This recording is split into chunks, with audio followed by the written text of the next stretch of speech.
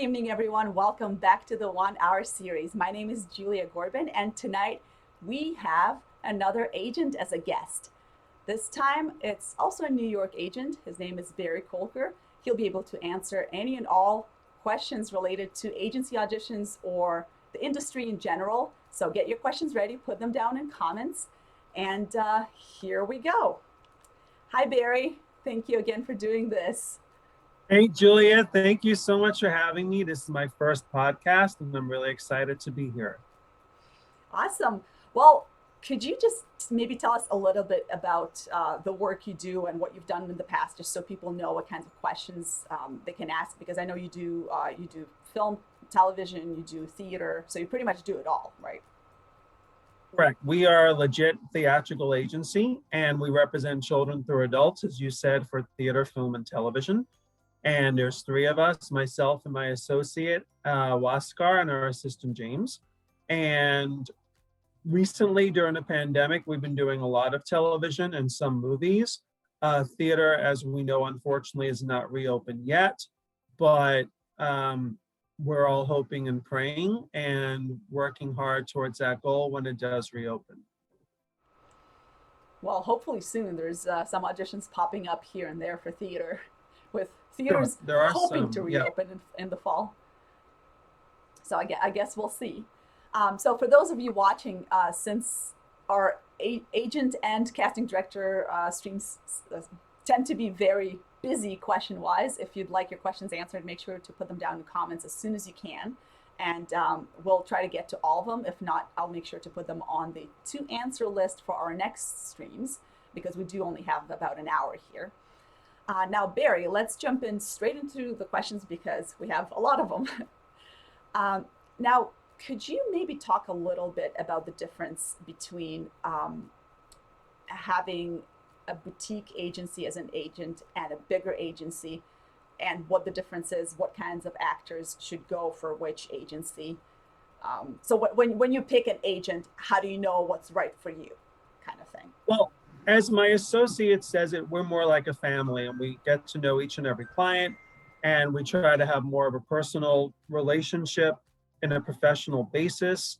And we want to make sure that communication is open and clear and that people won't get lost in our roster.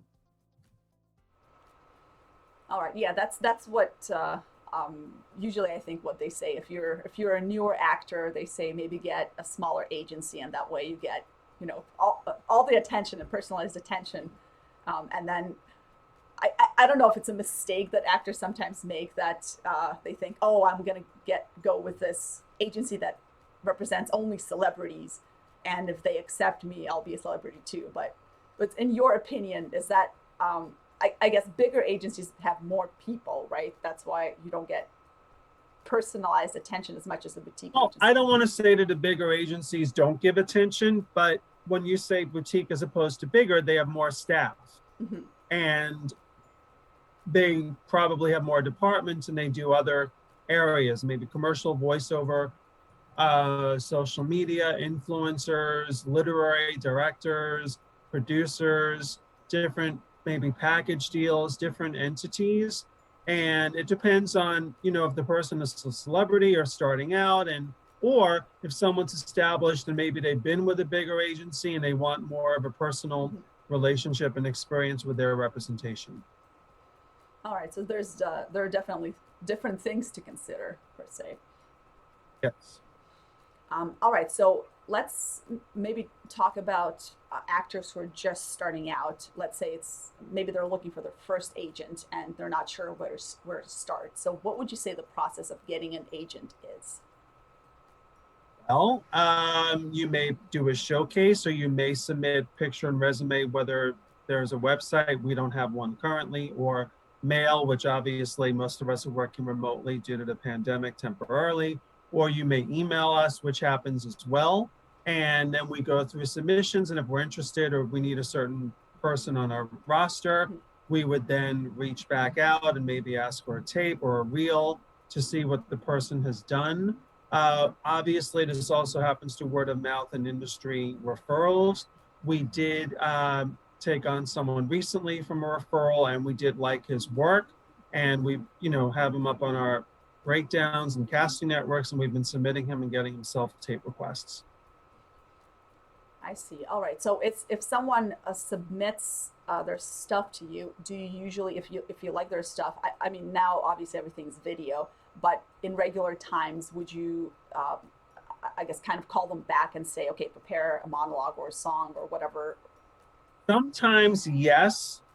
It depends on who the person is. Mm-hmm. But yeah, we do audition with monologues and songs. I know some agencies don't. It helps us to see what a person can do. If they have a reel or they have clips, we would look at that as well. But we don't want to ask somebody if they don't have a reel, because then they're feeling nervous and rushed and pressured to Yeah. put something together. All right, that makes sense. Uh, Now, audition wise, could you talk a little bit about video auditions and maybe the difference between video auditions for theater, film, television? Well, video auditions have become such an important tool, and due to the pandemic, the people can audition and get themselves out there. In terms of when you're auditioning for theater, then you would have a song or songs, whether it be a cut of a song, whatever's required, maybe 32 bars, could be a cappella, you might have accompaniment. Sometimes you're asked to do a dance combination, which they usually give you in a link. And then you might have to prepare sides or a monologue. And obviously you are playing towards a camera, but it can be bigger per se because it's for the stage. If it's for TV and film, then obviously it has to be more intimate. And yes, you're playing on camera or not, acting for the camera per se, and it might be smaller, if that makes sense. All right, now, could you also mention or talk about framing and the differences between framing for television and film and theater auditions? Sometimes, Julia, they give you specific instructions on framing. Otherwise, you would maybe, well, it depends if they want a body shot or if they want basically torso or a close up. Usually, they would give you specific instructions for that. But if you're doing a dance, obviously, we have to see your whole body. If you're doing a song, we might see more of your body, more of the torso. If you're doing a scene, maybe not as much of your body. It could be a close up. I think it depends on the material, the medium, and what's required and what's asked. All right, and now horizontal versus vertical filming for auditions. That's a wonderful question. I think it depends on what casting is asking for, but usually you want to see pretty much the way we are now, the way you and I are framed, is pretty much what's required and what's expected. All right, because I know there's a lot of talk in the industry about, oh my God, never ever film vertical. You want it to be horizontal because people are watching on their computers and not on Instagram. And then there's some people who just say, okay, as long as the audition's good, it doesn't matter if it's vertical or horizontal. So what's your experience with, I guess, requirements for auditions? Do they specify, or is it, because I don't know if it's like an industry standard. I know some auditions specify what frame they want. I mean, I think probably a lot of it is vertical, if I were to say so, as opposed to horizontal. But I mean, we don't really get into that technicality per se. All right. Yeah, and I mean, you did mention that they usually also specify if they want a specific frame, and I'm assuming for film, maybe they'll sometimes they're really specific, so they'd say, oh, we just want kind of like your neck up, or we want torso up, or whatever they're looking for. Usually, they try to be as specific as they're looking for. Yeah. So I guess the tip is follow the instructions, right? Right. The tip here is follow the instructions on the Yes, submission. follow the Yeah. instructions. Yes. All right. Now moving on with questions, and I apologize if we're just kind of jumping from question to question just because we have so many of them. Could you talk a little bit about resumes and the standard, I guess, outline of a resume? So if somebody is a theater and a film and television actor, how it goes, television is separate from film, separate from theater, what goes Some on people top, and how have, is that? sorry, two different resumes, and some people will put what they do more of. For example, if someone does mainly theater, they would start with theater and then they would go down to whether it be television or film, depending on what the next category is. Someone primarily does television and or film, they would start with that and put theater towards the bottom of the resume. Okay, and I know this is maybe a more of an LA thing on formatting resumes with film and television, but do you have any tips on how to properly, I guess, credit the roles? So things like saying co-star, star, instead of actual character names like you would do in theater. Some people do co-star versus guest star. Some people just put a character name. What I would prefer is seeing the name of the character and then you can have co-star or guest star next to it. Or if it's a contract role or a series regular. I see. All right. Yeah. If I guess if you put both, you can't go wrong with that. Okay. Let's see. We do have a question from an audience member, so let's ask that. Matt is asking, as an improv actor, really based in comedy, I've found it hard for some agencies to take me as a serious actor. Should I give you an audition uh, that goes against the type I am? Or, uh, oh, okay. Should he give you an audition that goes against the type he is? Or uh, for a comedy actor, would you want a comedic monologue if that specific person is more of a comedic actor? Well, you want to play towards your type and you want to market yourself for what you can do. And you're saying this person primarily does improv. Is that correct? Uh, yes, I think he didn't mention if he primarily does improv, but he's as an improv actor, so I'm not sure if he's done any drama Okay, or so in not. terms of improv, then we'll come up with, does he do sketch comedy? Does he do his writing? Can he create characters? And if he does that, that would be great to show us some of that work so that we can get an idea of what Matt can do and bring to the table, so to speak. Okay, so to follow up on that, if someone is a character actor or comedic actor, would you ever consider them for other roles as well? Because I know actors tend to be typecast a lot too. I mean, we can, but I mean, I've gone to comedy clubs and showcases, and if they don't have strong resumes, they're not generally, Julia, going to be taken seriously for TV and film if they don't have the credits Mhm. behind them. All right. Actually, that reminds me of another question someone else had earlier. We didn't get a chance to answer. If someone has only theater credits on their resume, what is the best way for that person to get into television and film? Well, honestly, during the pandemic, a lot of my clients that mainly have theater credits on their resume have been auditioning for TV and Mhm. film because that's what's been out there. Yeah. And not in all cases, but in a lot of cases, we will give our clients those opportunities. I can't promise, we don't make promises, but depending on what's required for the audition, for the role, for the character traits, we can certainly try to generate those auditions on camera for clients. I have a client that didn't realize that it was a first TV audition or had been in a while and she booked it. So that was pretty exciting. She'll appear on City on a Hill. And it depends on what the agents see and, in an actor and actress and what opportunities they feel comfortable with in terms of their roster and in terms of presenting you, the performer, to the casting community. I see. All right. And what are your thoughts on actors, say theater actors or actors who don't have any experience in film and television, taking maybe classes and doing things like student films for to build their reel, or is it Sure. just auditions that they need to start getting? Student films to build their reel is wonderful. When you do a student film, please get it in writing that they will give you your scenes for Mhm. footage. Uh, and taking classes are great because there is a difference with acting on stage and it is acting for the camera.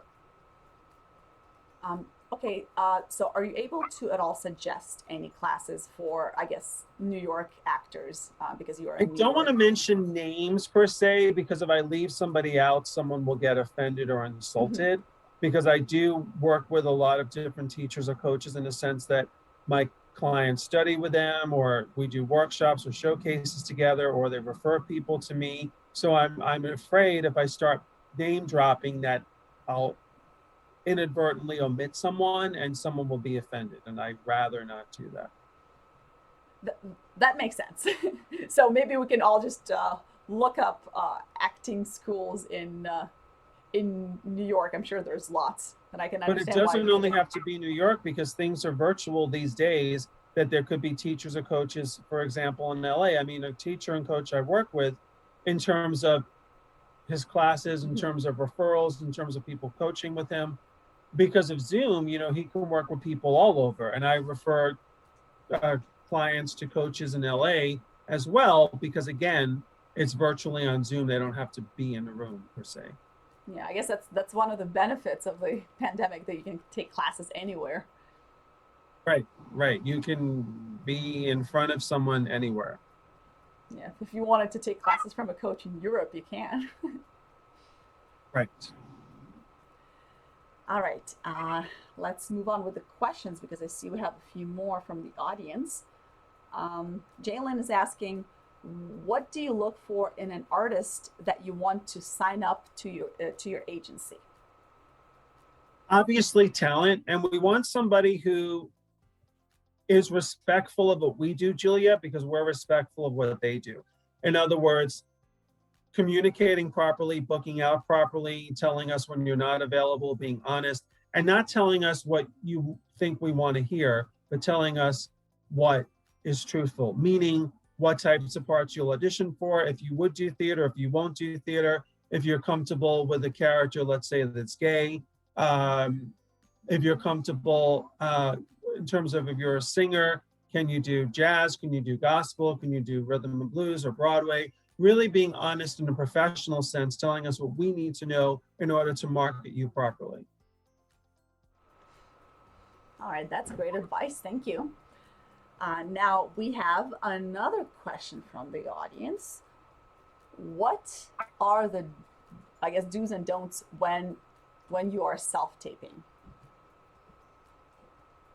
You want to make sure that you send a tape that's edited. You want to make sure you send a tape that's labeled, because we can't be looking at image 529 or whatever that means. We have to have your name. And if there's specific instructions, we give those to you, whether it be your name in scene 1 or scene 2.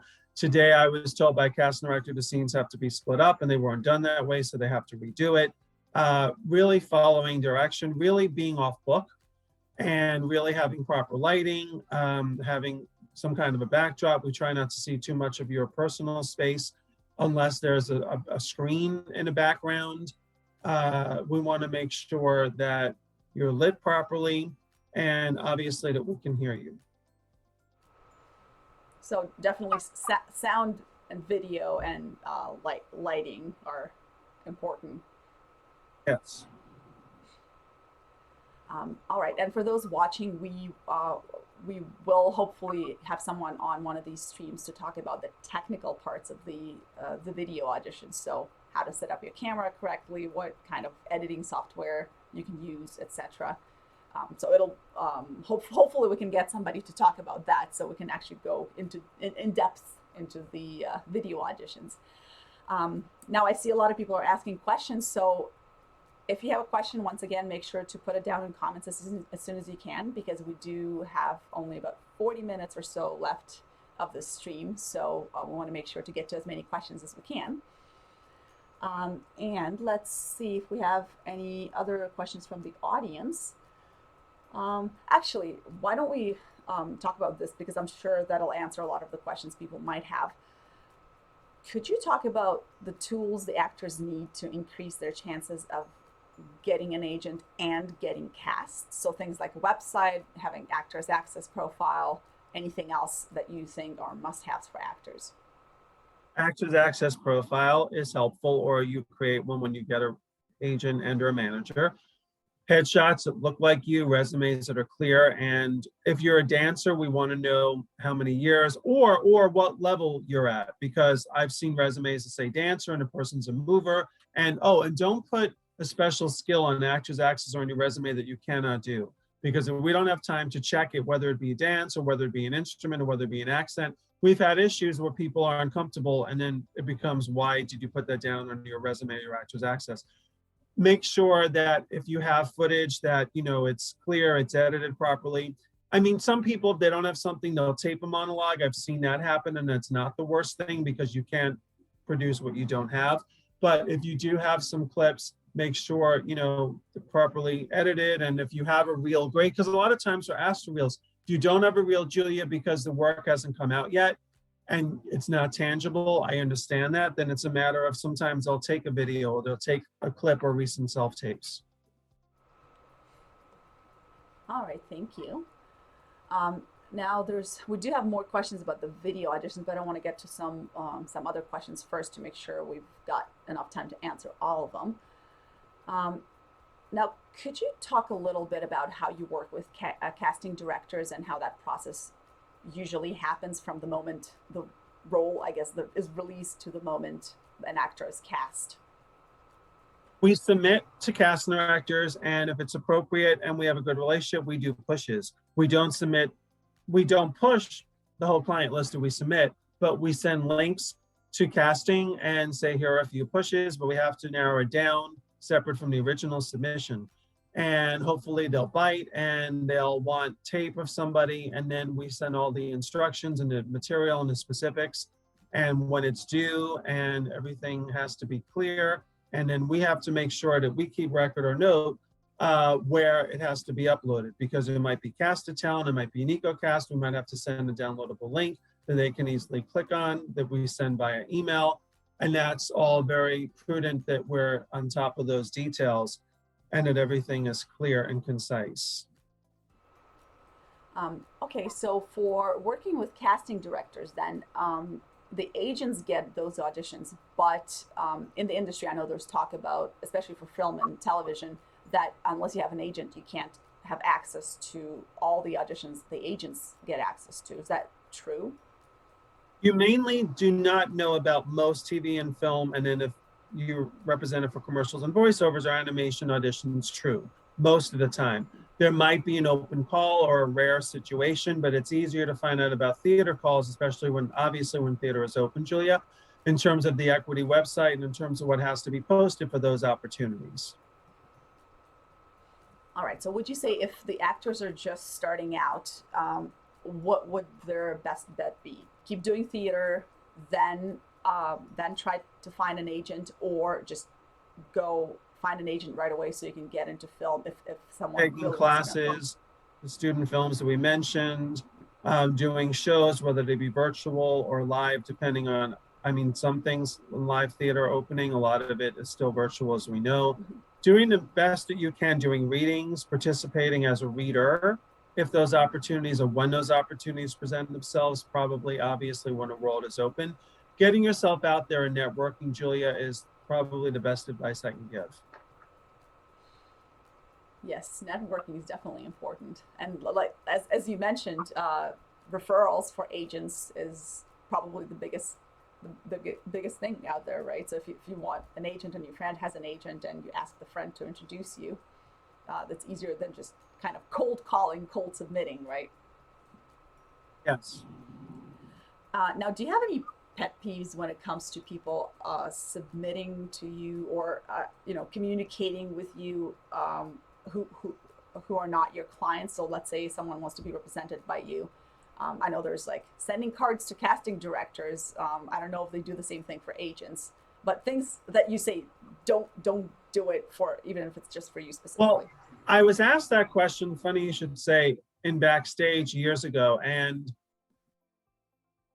usually you reach out to someone when you have something professional to tell them. Just took a class, just auditioned for it, just did a podcast, just had a callback, just shot a co-star, just did a commercial, rather than saying, hi, I'm here, because that gets to be annoying and tedious and makes you kind of a pest after a while. I did have a situation once where someone literally sent like a small version of a shoe and said, at least I got my foot in the door, and someone else sent a ruler and said the same thing.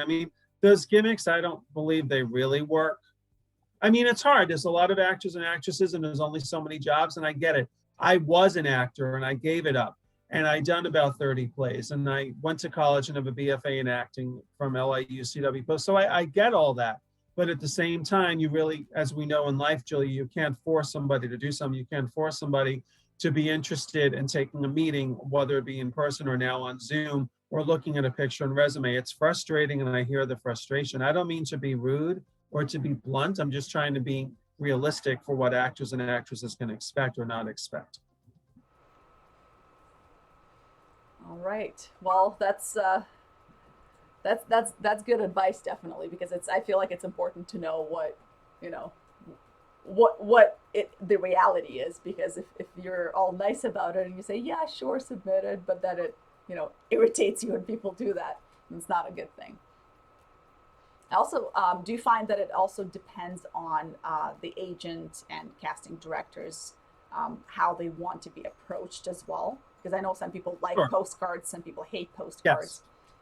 Yes, I've been on panels, and yes, I can't speak for other people. I can only speak for myself. Yes, absolutely. Some people want to be approached or contacted in different ways than others wish for. So would you say the best way for agents and or casting directors, for actors to do their research beforehand and maybe find out the best they can what agents that specific agent or casting director prefers, or should they just try If it that out information, well, if that information is attainable.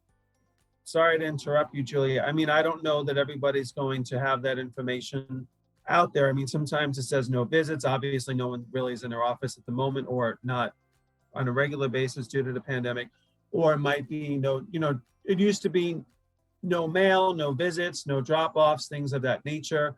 I can't speak for other people. I mean, a lot of it happens, I think, through referrals, and sometimes being in the right place at the right time. I have a client who I believe is listening, but again, I don't want to name drop. So she happened to mail a picture and resume when the world was open. She was somebody we didn't have someone like her, and we picked up on her, and she's had a lot of opportunities, and she's booking, and we're thrilled to have her aboard. And she's a great manager who's part of the team, and it's a great effort, and we really enjoy the relationship there. But again, the world was open. We were in our office, we were opening our mail, and I said, wow, here's someone that we can use. We don't have anybody like Um, that reminds me, do you mind talking about the type and how agencies sometimes don't accept you, not because you're not talented, but because they already have like 5 of the same people of your type?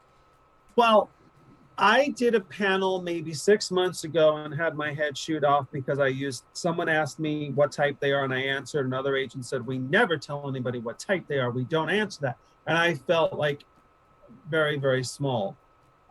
So that's tricky because some representatives don't use the word type. I look at it more as what kinds of roles you can play and what I envision for you. But again, I'm a little shy to get into that word based on a bad experience I had on Zoom with other representatives. So if you want to ask the question again, I can try to be a little more open, but I'm a little gun shy. Yeah, I guess it's also very kind of like a personal, not preference. I don't know what's the appropriate I think word it's here. subjective. It's yes, that's the word I'm looking for. It's definitely subjective. What one person thinks, oh, you're definitely this type of character. The other person's like, no, this person looks nothing like that character. So I learned in this business that, again, it is subjective unless it's not factual unless it is. I mean, we're not going to say George Washington was the 7th president of the United States because that's incorrect. But if I say, Julia, you can play the girl next door, or Julia, I can see you on sitcoms only, that's my opinion. That's not factual, obviously. yeah, so I guess it's, I don't know, mostly in LA markets, I keep hearing that, oh, you gotta know your type. I guess there's also the typecasting thing. Like once you get cast as a comedic actor or character actor, everybody just sees you as that. Or once you play a princess, you're always a princess unless you're too old to. I used to hear that a lot too, but then take the late, great Emmy Award-winning Carol O'Connor, who, as we knew, was Archie Bunker and All in the Family and Archie Bunker's place. And then he won his last Emmy for Heat of the Night. So he played a dramatic character. So he broke the mold or went against type, as it were. But yes, I heard what you're saying for years, that people will get typecast to play the same types of roles.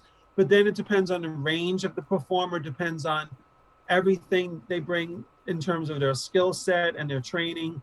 And one thing that I found a lot lately that comes up is the facility to do different dialects. I mean, I was watching Blacklist, which we have a client on in a recurring capacity, and there's Tony winner Victoria Clark playing, I believe it was a French character. And I've had clients work with dialect coaches recently for different dialects, everything from, I think it was East Indian, and sometimes African comes up, and Italian has come up. So it's also important to know the more you can do, the more opportunities you will have. Of course, and that same goes for, I guess, special skills too, right?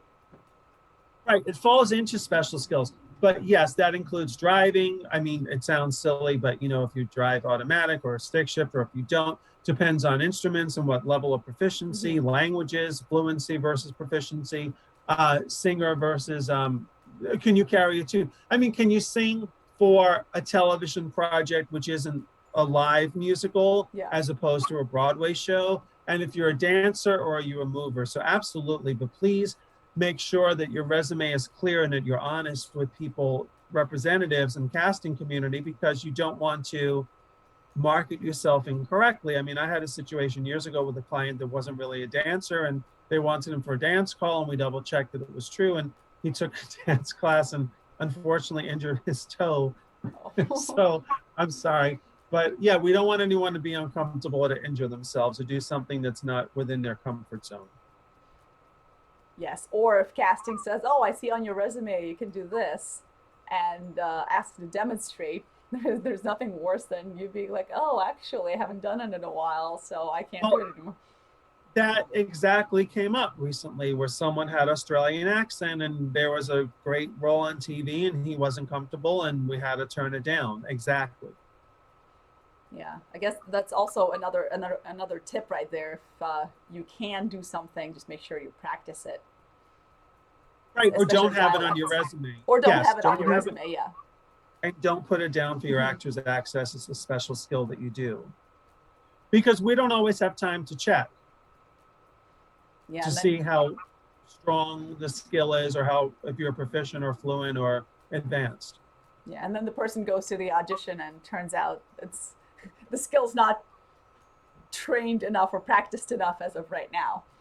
I mean, when you get in front of a casting person, even if you're not right for that role, you don't know what they'll be casting next or down the line, if they remember you or they want to refer you to other casting people under directors or producers. I mean, Michael Shurtleff's book, Audition, is excellent, and I recommend it. It has great stories in there about celebrities that are living today. I mean, Michael Shurtleff, Shurtleff, F as in Frank, Audition, and it was great, and I was fascinated and loved reading it.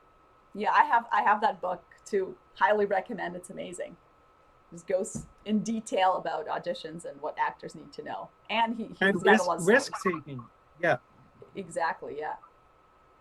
So definitely, there's more books like it, but I think that's like the top industry book that everybody reads. If you want to like Audition 101, read book that's called Audition.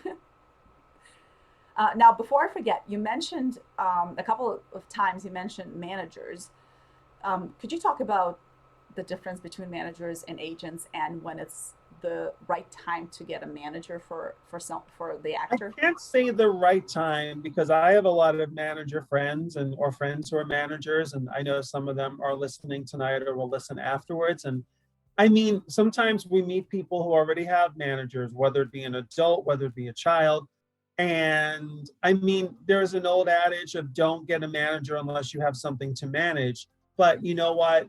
Sometimes it helps to have another person to have less clients, to really not hold their hand literally, but help with the details and really grooming properly, or self-tapes, or really getting them to the right teachers in their classes and watching their tapes and really giving them more personalized attention is what I would think should come from a personal manager. But I've had great long-standing relationships with a lot of talent managers who I've become friendly with.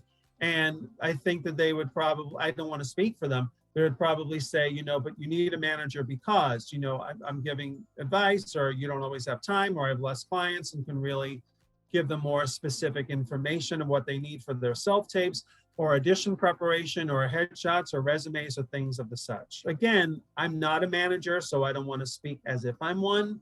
And I have great relationships with managers throughout the years. Yes, and for those watching, I'm hoping to have a manager in one of these streams, so we'll go in depth about what a manager does for actors. But if you do have any other questions for Barry about agency auditions, put them down in comments. I see quite a few people have commented, so I'll get to your questions and comments right now. Now, Jalen is asking, for new actors that want to transition from to film acting from stage or vice versa, how do they get a shot at that first chance if the agencies decide to only cast those with experience? So I guess this goes to the earlier point where what if you don't have any experience in film or theater and want to transition one way or another? Well, you have to find an agency that's willing to take a chance on you, someone who believes in your talent and your skills and wants to go out there on a limb for you. And it's subjective, as we said, and not everybody will have room in their roster or want to take the risk and do that. But it depends, because again, during the pandemic, I've had clients with mainly theater experiences and theatrical resumes booking television and film. And because those are the opportunities that are out there, and some of them have done jobs before, some of them maybe not as often or for the first time in a long time. But it was a matter of me just being creative and inventive and saying, okay, we're in a pandemic. What can I do to help the situation? And why don't I just give them an opportunity, throw them out there and see? But also it comes down to, will the actor or actress be willing to audition for co-stars? I mean, not everybody wants to do a one-liner that doesn't have a name for the character. Not everybody wants to be EMS worker or guard or bartender. And I understand that there are some people that are willing to do that because they want to get their feet wet, they want to get out there, they want to build their resume, they want to build their reel. So that comes up in conversation too, because in our office, we don't like to do the one-liners, but now especially sometimes it helps to do that and build a resume, but we don't want to be known for that specifically. And we don't want to put too much time and energy. But again, we have casting directors to service too, and we want to keep those relationships solid and intact. That makes sense. So it's I guess you get to choose what auditions you want to take and what auditions you don't want to take, and I guess you communicate that to your agent as well, right? Right, but before you start the relationship, because if you're turning stuff down, unless there's a legitimate reason, and sometimes there is. We came across a project where we didn't know there was a language situation for younger people, and I totally respect that, and I apologize, and I didn't know, and I wasn't blamed. And again, some performers won't play roles for LGBTQIA characters, and sometimes producers are pushing to say we want someone in that community. And Julia, as agents, we're not allowed to ask those questions. That's none of our business. So we can't say that. We can say, this is what they're looking for, not sure if you fit it, but you can't ask somebody personal questions. We're not allowed to do so. Yeah, of course, that makes sense. Well, I guess for agents and actors relationships, as long as you are clear and honest with each other, like you mentioned earlier, then it's a good relationship, right? Yes, you want honesty and you want clear communication. You don't want to be afraid to have a conversation with your agent, but you don't want to cross lines and be a pain in the butt. Of course. I have to watch my language. So yeah, I loved it how you paused. You're like a pain in the butt. Well, to quote my late father, may he rest in peace, a pain in the nose. There you go. Another option. All right. Oh, I actually see a comment from, okay, I'm going to probably mispronounce the name. I'm not sure if it's Marcia or Marcia. I know two women by that name, and one is Marcia, one is Marcia. So forgive me if I'm mispronouncing it, but Marcia Myers is saying, "Oh, thank you, Barry. At least I think you were referring to me about the headshot and the Well, resume." Marcia, since you are Marcia. being so open and honest, yes, dear, I was sorry, I can't call you dear. Yes, Marcia, I was referring to you. She sent a photo and resume by mail, and we needed someone like her. And we were excited to meet her, and it's been a great, prosperous relationship. And um, recently, she's been booking, and I'm very proud of her. And had a technical issue story of my life where I wanted to tell her and her manager about a booking and couldn't figure out the three-way calling, but that was a fun experience. Yes, Marcia, thank you, sweetie. There you go. Well, thank you, Marcia, for telling us who you are. Now maybe people will have some questions for you on how to get an agent. And I apologize for messing up your name. And Marcia also has a manager, so a manager who's very hardworking and easy to get along with, and a team player, and who's a real sweetheart. So Georgianne Bruzzese from CP Talent, I will give you a plug because we're talking to Marcia. And speaking of managers versus agents too, I guess manager is more of a person who helps manage your career versus agent.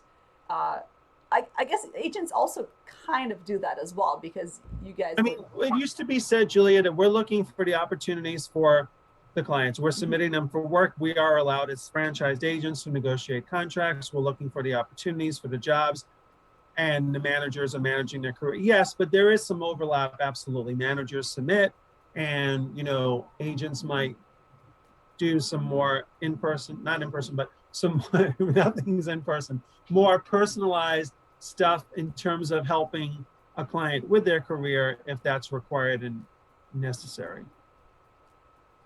All right, and both, of course, both the agent and manager have the best or want to do the best for you as an actor. So obviously, they won't submit you for something that they don't think your career will be moved forward by.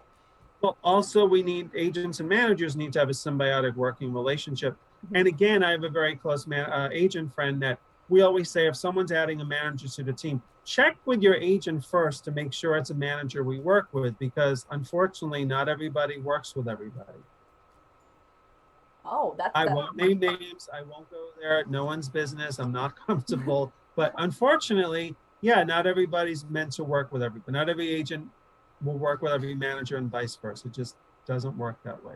Now that's a good piece of advice right there because I personally had no idea. So I'm sure a lot of people who are watching also will find this useful. I guess when you look for a manager, if you already have an agent, you should consult with your agent first and not just get a manager and then be like, surprise, this person's on our team. Sure. And sometimes that happens. And it happened in a situation where it was fine because it's a manager who I love working with, her and her team. But you got to be careful to make sure you don't piss someone off and make someone uncomfortable. Yeah. So once again, communication is key. Communication, honesty, etc., etc. Same old. All right. So for those of you watching, we only have about 15 minutes or so left on the stream. I see all your new comments, so I'm pretty sure we can get to all of them or all the questions we have as of right now on the screen. But if you have any other questions, make sure to put them down in comments and we'll do our best to get to them. Now, let's see. Oh, Marcia replied and said you're the best and no worries regarding her name. Well, now at least I know how to pronounce it right.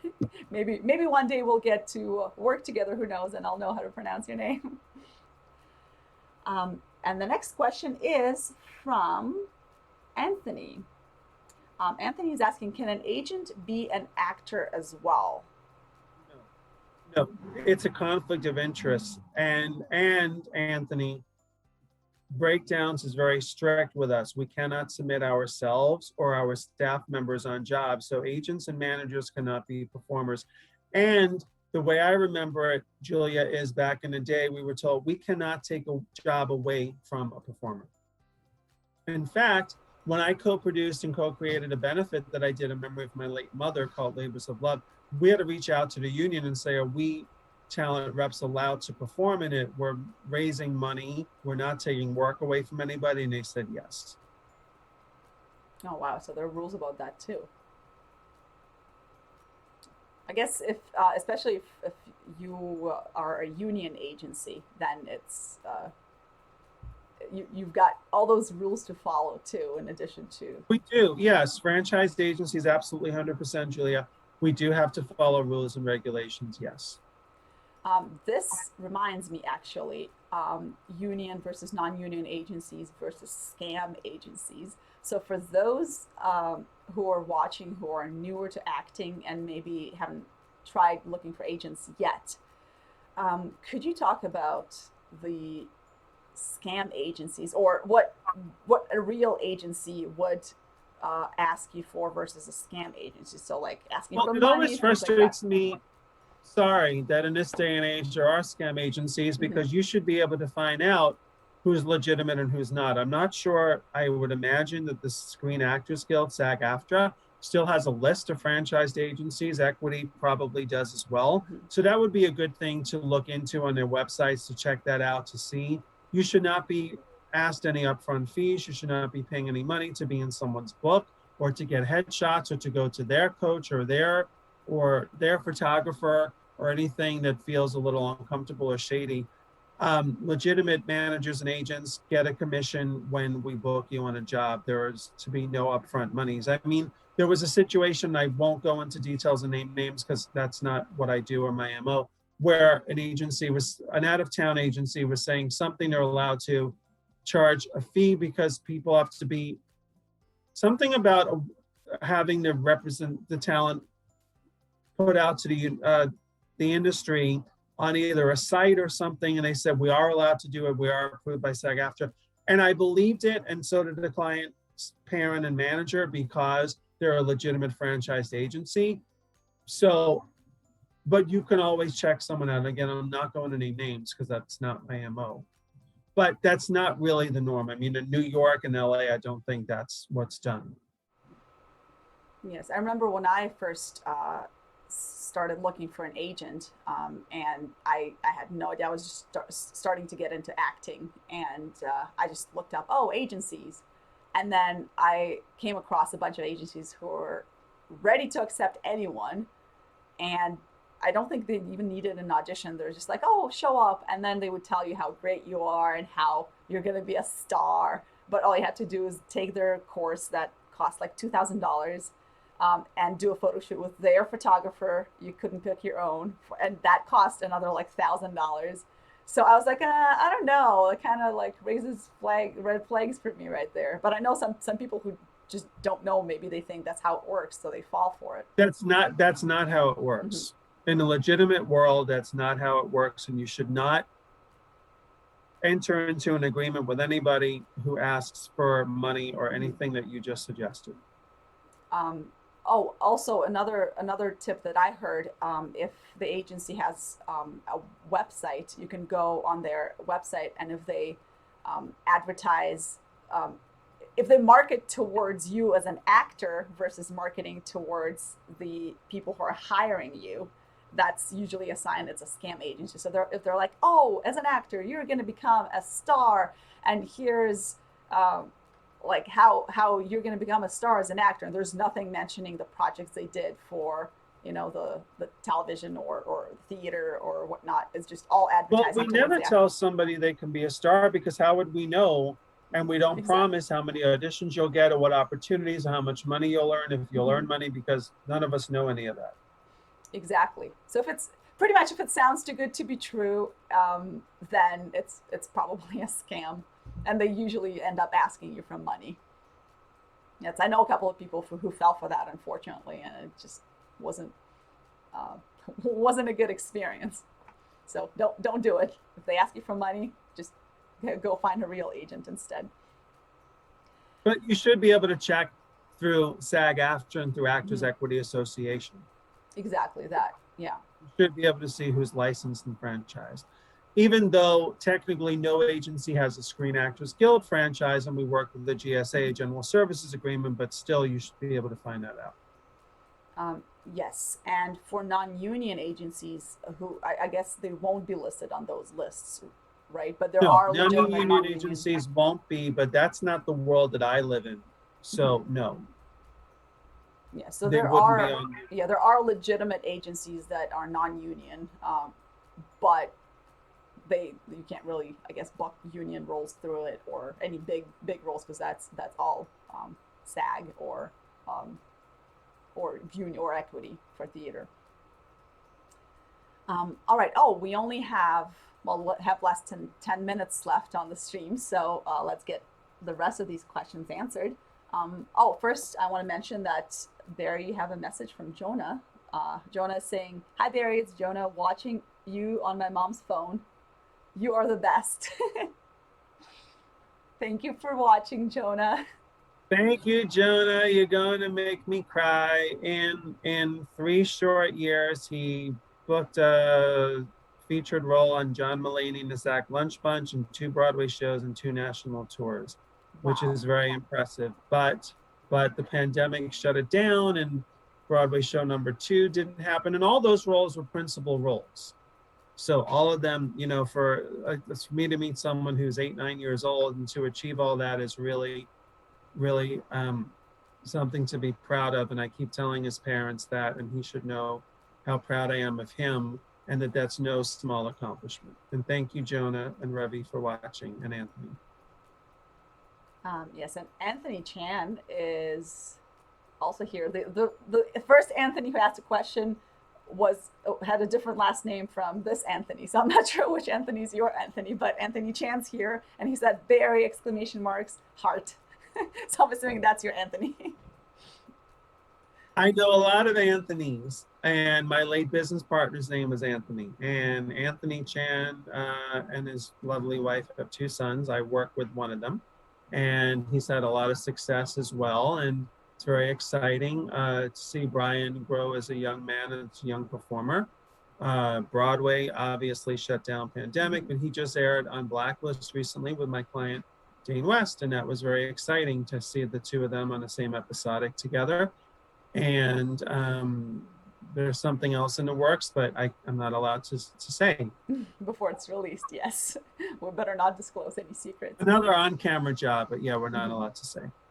I gotta watch Blacklist. I know like 4 or 5 actors now who are in that show, and it's a great show, and it's here in New York. And my client Lucas Hassel is recurring as Van Dyke, and he's doing a great job, and I'm so proud of him. And this season, we've also had people on FBI and FBI Most Wanted and Law and Order SVU and Organized Crime and Blue Bloods, and people shooting Power, book 3, which wasn't released yet, so I can't name names, and including the gentleman who put us together.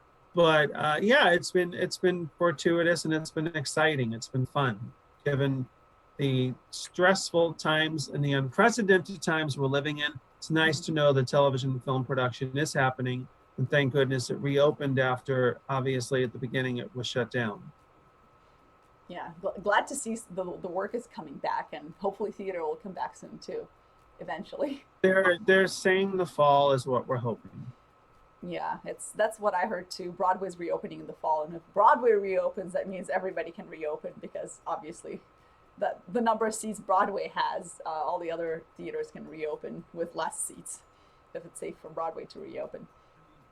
I don't think Broadway will open less than full capacity is what I'm told, but I don't know for sure. It's very expensive, and they want to make sure that, they can make the money that they need to. Of course, yeah. It's, if you can't reopen at full capacity, you gotta see if it's even worth it, because to put on a Broadway show, right, it's quite expensive there. I'm hearing that it's not, but I don't know for sure. Yeah, I guess nobody really knows. It'll depend on how it goes with the vaccinations and everything, and how long it takes. Broadway has its own vaccination site now, or at least theater does, for Broadway and off Broadway, is what I'm told. Oh, really? That's nice. I'm getting my second shot this week, finally, and then I can finally get back to life somewhat. Yeah, I'm totally vaccinated. This Wednesday will be 2 weeks since the second shot, so then I'm good. Yeah, I'm getting my second one this Wednesday, and then in 2 weeks I'll be good to go. Can't wait. Yeah. Great. Congratulations on that. Do we have other questions or comments? Yes. Please, Julia. One or actually, okay, another shout out. Brian says, I'm here too, Mr. Barry. Thank you for all your support. Brian Holden Chan. Yes, Brian, but we can't reveal your next job. We're not allowed to, but in a short time again, see with Brian and Jonah, they were trained in theater and they're so young. They're both 12 and they're about to turn 13. I can embarrass them by knowing their dates of birth, May 12th and June 6th, but I didn't go there. But they segued into TV and film. They segued on camera based on skill set, based on working hard, based on coaching, based on being very smart and having the love and support of very generous, kind, wonderful parents in both families. I'm going to start to cry. That makes it possible to do anything for their children, that all opportunities are there. Brian and Jonah have worked on accents and have worked on camera, and it's paid off because they're booking those jobs. And present or past, depending on pre-pandemic. Yay, Brian and Jonah. This makes me happy too. Success of other actors is great. And especially knowing that they get to, audition and work even during the pandemic is great too. Now, okay, to get back to the questions, our last question for tonight is Ben asked, how does coming from being an actor yourself to being an agent help you coach actors getting into the field? Or I guess if you get a new actor in your agency.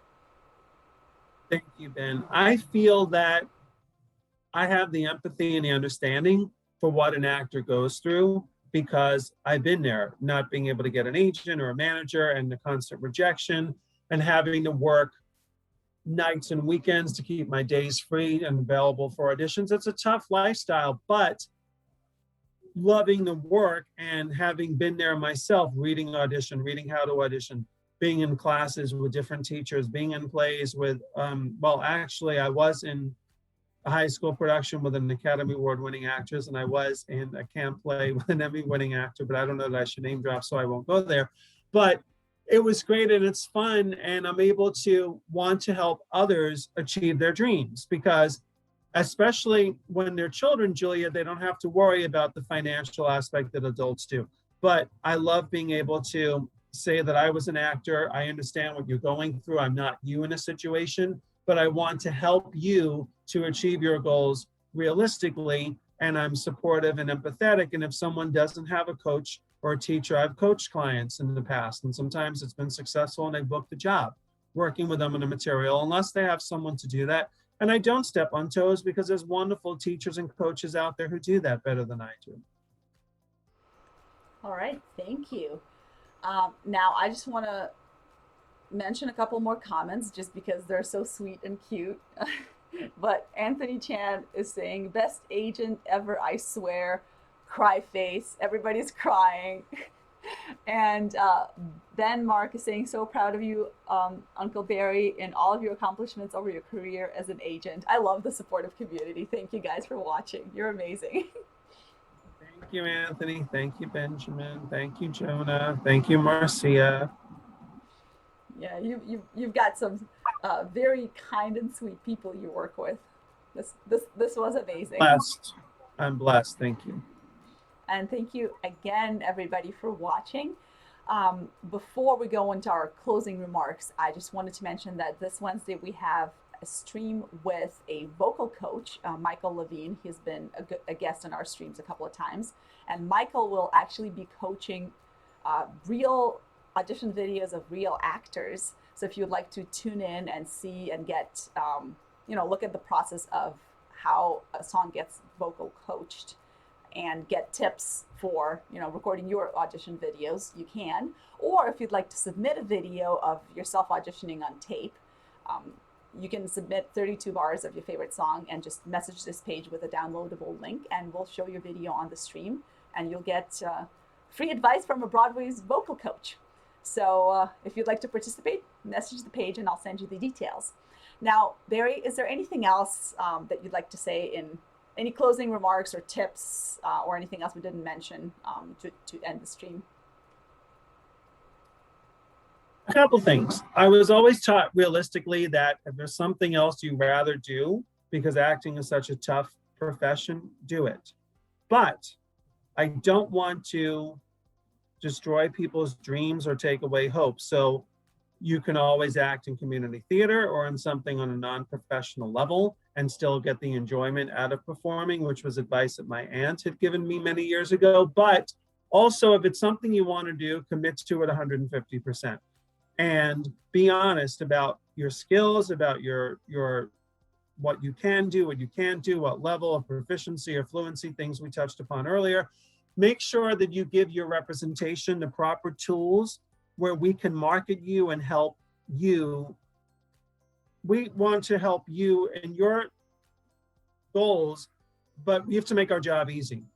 So if you give us the right headshot, the right resume, and work on your skills and work on being coached when it comes up for something that you need to be able to do for an audition for a self-tape, please do it. And obviously have a passion for the art and really watch the work that's out there. It doesn't mean it's right. It doesn't mean it's good. But again, our word, Julia, tonight's subjective, but really enjoy it and see who's getting cast and what roles may I be cast in and who can I play. All right, thank you for that. Now I'm getting some messages and comments on the video that everybody enjoyed the interview and got lots of helpful information as well. So thank you again for doing this. Everybody loves agents and casting directors on these streams, so I'm glad you were able to do this. And everybody, thanks for watching. And tune in again on Wednesday if you can. If not, the videos are always available to watch afterwards on this page and also on YouTube. And we have more guests in the future. Like I said, we'll have somebody come talk about video auditions. We have somebody from the industry come talk about the actor's package, so how to market yourself, how to do headshots, where to get them, talking about resumes, talking about the website. We have a couple more music directors and other industry professionals coming in. So follow this page if you'd like to be notified, or you can also join our group on Facebook to be notified about future streams. I'll make sure to post a link in the comments right after the stream is done. So join us, and hopefully we'll see you soon. And thank you again, Barry. All right, good night, everyone.